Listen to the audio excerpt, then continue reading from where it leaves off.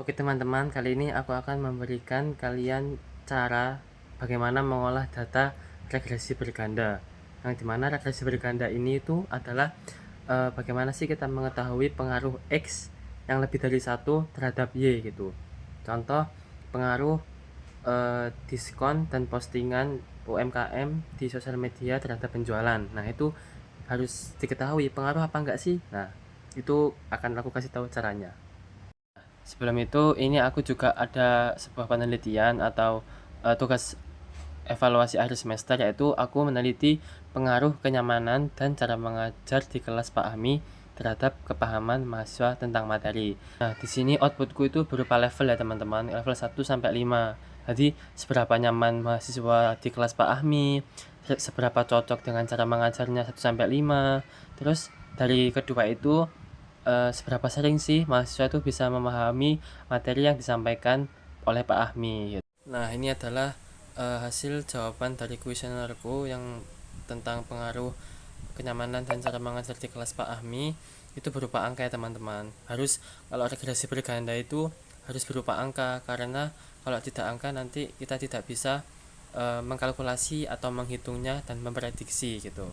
Nah, untuk menghitung data-data tadi, di bagaimana cara kita mengolah data regresi berganda, teman-teman bisa langsung ke website ini ya, Statistik Kingdom.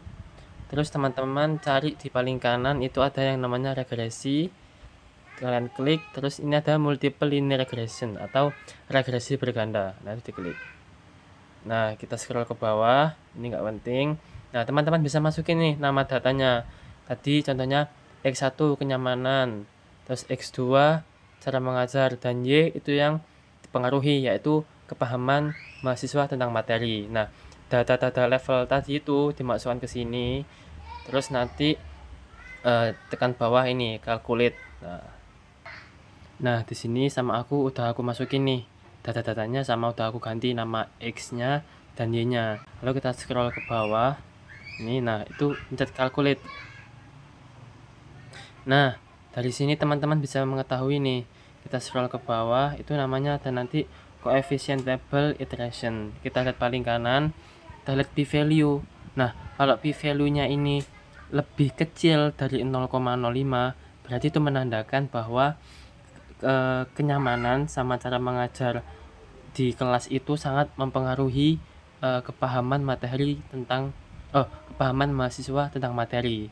Tapi kalau ternyata p-value-nya kenyamanan dan cara mengajar ini lebih dari 0,05, berarti itu kurang mempengaruhi gitu.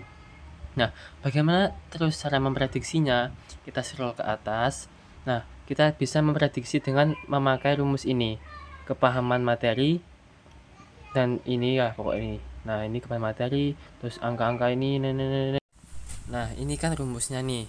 Di sini ada rumus angka-angka ditambah angka, terus ada tulisan kenyamanan, ada tulisan cara mengajar.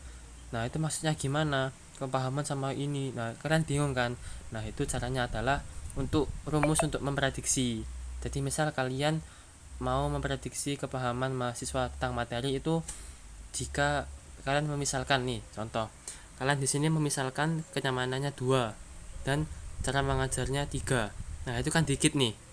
Nah, ya udah masukin aja nih ke rumusnya. Misalnya kenyamanannya 2. Ya udah masukin 2. Kenyamanannya 2 itu dikali ya, teman-teman. Terus ini cara mengajar. Cara mengajar dimasukin, cara mengajarnya dikali 3.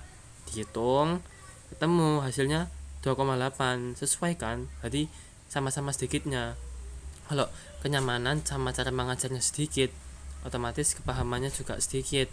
Kok bisa gitu? Ya karena kenyamanan sama cara mengajarnya itu hubungannya kuat sama Y, kayak pengaruh banget nih. Soalnya tadi kan udah diketahui kalau p value nya itu lebih sedikit dari 0,05, makanya sangat pengaruh gitu. Nah, jadi itu adalah bagaimana kita menghitung atau mengkalkulasi data regresi berganda untuk kita mengetahui bagaimana pengaruh X ini terhadap Y, dan X-nya itu lebih dari 1 ya. Jadi gitu teman-teman, cara mengolah data regresi berganda. Semoga bermanfaat dan sampai jumpa di tutorial selanjutnya. Bye bye.